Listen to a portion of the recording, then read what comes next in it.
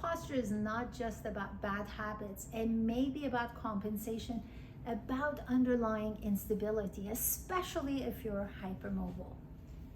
In this video, I'll talk to you about the role of posture with breathing, the role of breathing with instability, and how you can use it to your advantage, and some of the cueings that I use with my hypermobile patients that allows them to feel their body in space much better.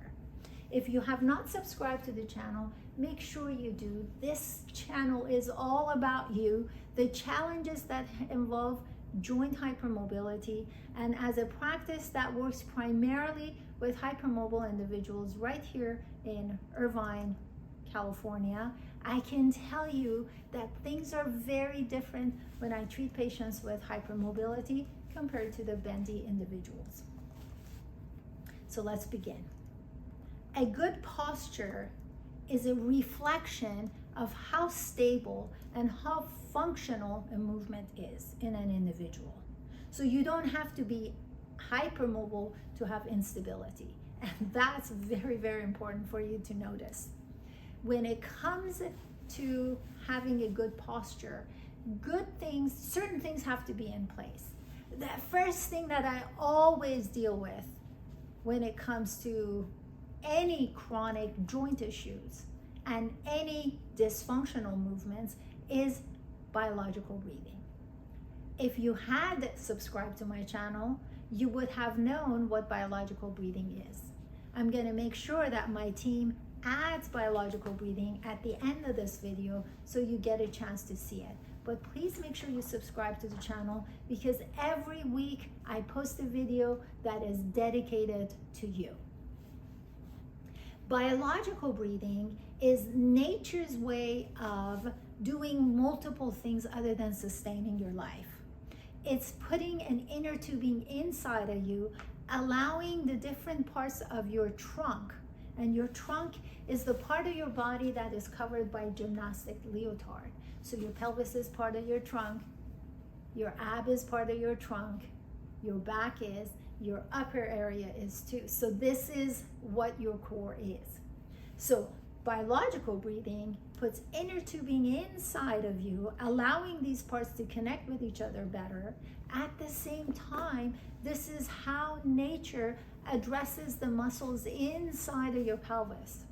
As a hypermobile individual, you have hypermobility of all of your joints, with some joints more than others, and all of your joints include the joints of your pelvis.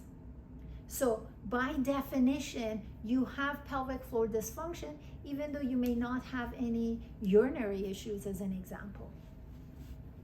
You have instability of the pelvis. So when you breathe biologically, the muscles inside of your pelvis get to relax when you breathe in, and the same muscles come together like a soft hand around a bag of water that gently press on this bag for the water to go up. This is how we breathe out. So every breath allows tonicity and strengthening of the muscles inside of your pelvis, which are worked with the outside environment to stabilize the pelvis, where the pelvis is the foundation to the structure above. So the structure above has a better chance of stabilizing itself. Once I start with biological breathing, then I continue with developmental exercises. Developmental exercises are what we all have done as babies that have got us from the helpless infant stage where we could barely hold our heads up, and we become running toddlers.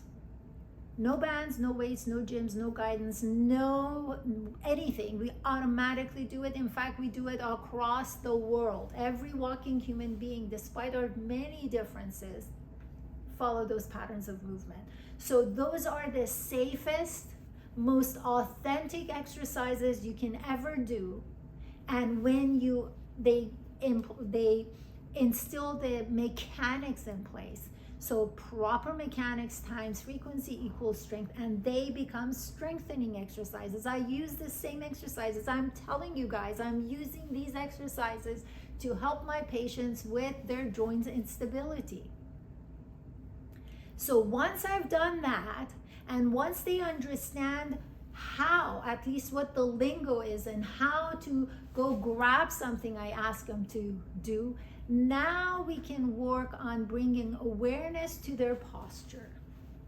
When it comes to posture, there are certain things that are your tendencies that need to be changed. For instance, can you see the bottom of my feet? So typically, a hypermobile individual stands like so. So the pelvis is shifted in front of the bumps on the outside of the ankle. That's typically the case, and you are typically collapsed at the diaphragm. So when that happens, your center of gravity is not over the bump, it's over the ankle.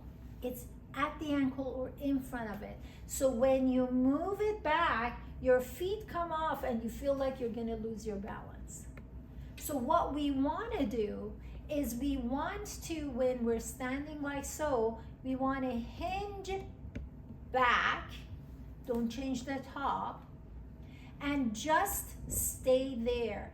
Allow your brain to figure out, allow your ankle joints to figure out what we're doing, how to balance, or how to receive what's happening above, and how to communicate that to your midfoot and forefoot. Once you're there, now you can start working on this collapse that happens here, and that would be your tendency.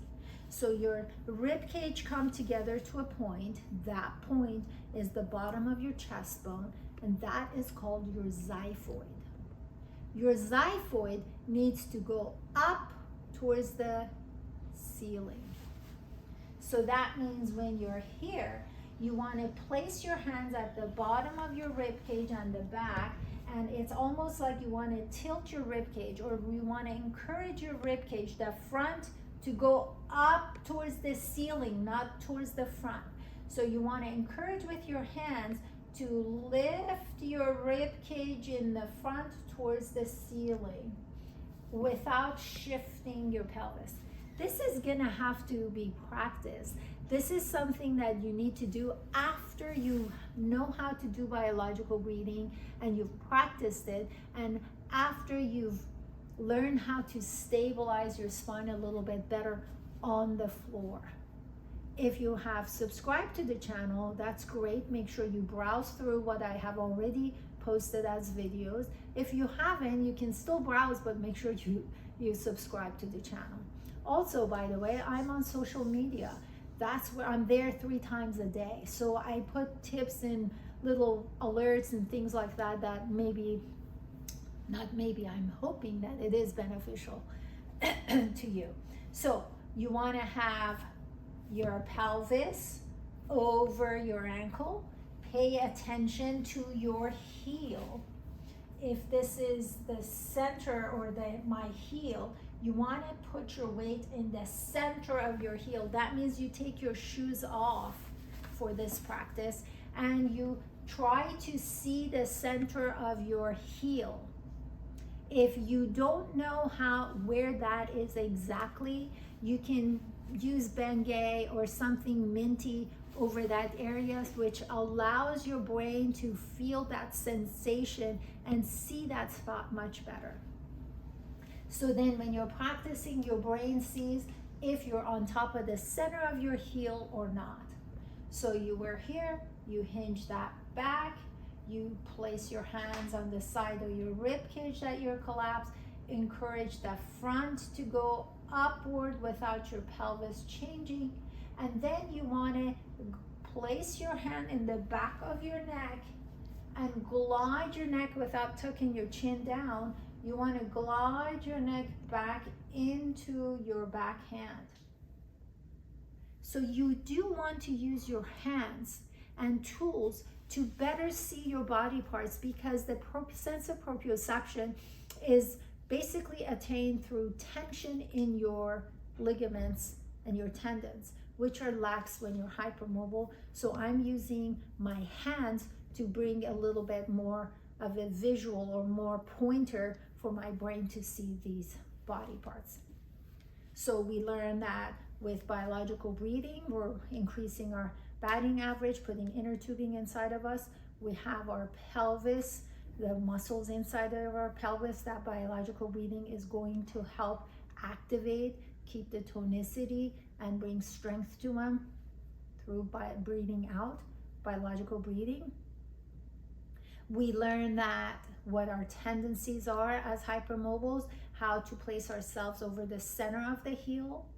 We want to make sure that the bumps or the balls of our pelvis, place your hand where your legs get connected to your pelvis. That's the ball and socket joint. So the ball there is lining up with the outside of your ankle with your weight slightly behind that. And you want to keep it there. You want to place your hand on the back of your neck and pull your neck into your back hand. And you want to place your hands on your rib cage and lift them up. You want to practice this often. And I suggest you do this every time you're standing at a counter. So this is bathroom counter, kitchen counter, grocery counter, any kind of counter. As soon as you face a counter, switch to do a quick assessment with what I just described. Over time, it will materialize. 5% of your posture is a decision you make, and this is the 5% that you're using to your advantage. I hope you found this video helpful. Make sure you put any suggestions or questions you have down below, and I'll answer them.